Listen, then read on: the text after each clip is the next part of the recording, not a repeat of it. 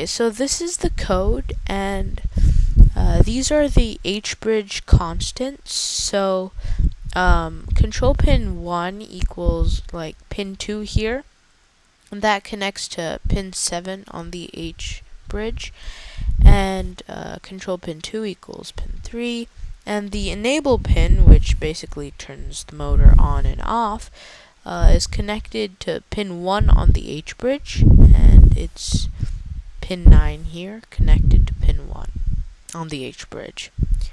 And then we got the button pins, or the switch pins, and so the direction switch is this one, and it's connected like to the 4th pin right over here, and the on-off state switch pin is connected to the 5th pin over here.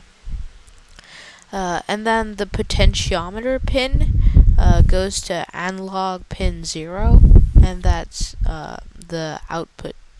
It's connected to the output pin on the potentiometer. Then to the motor control variables, motor enabled, motor speed, they're both off when they start, and motor direction is 1.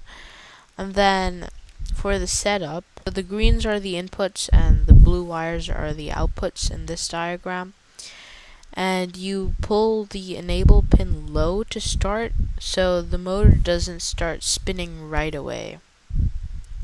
And then for the loop, which continuously goes on, we will read the value of the on-off switch, and then read the value of the direction switch, and basically make that equal to the on-off switch state, so replace the value with that.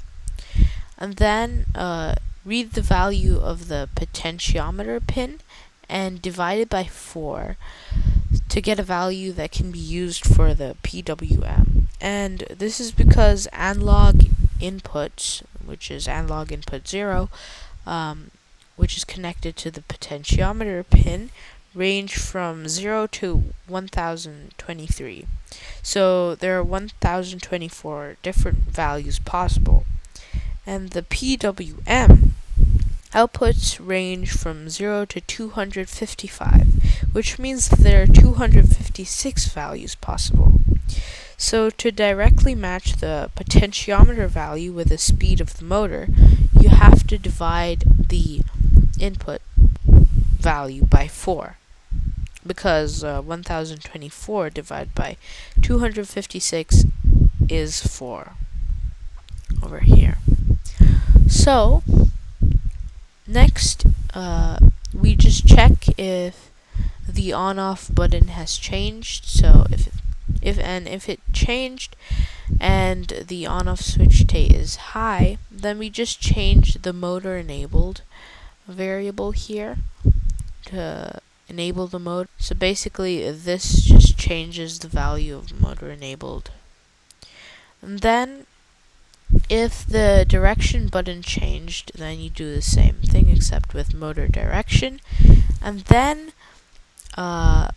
you change the direction the motor spins by talking to the control pins on the H-bridge.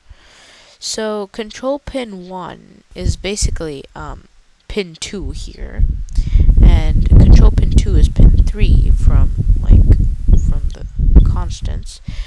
And so when pin 3 is low and pin 2 is high, which is what happens here, the motor spins in one direction. So its motor direction equals 1. It spins in that direction.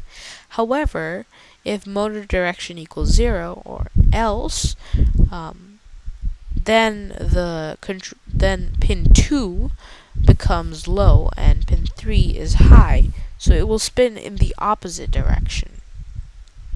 Then if the motor is supposed to be on, you just get the motor speed over here, which we got from there, and enable pin is what makes it start.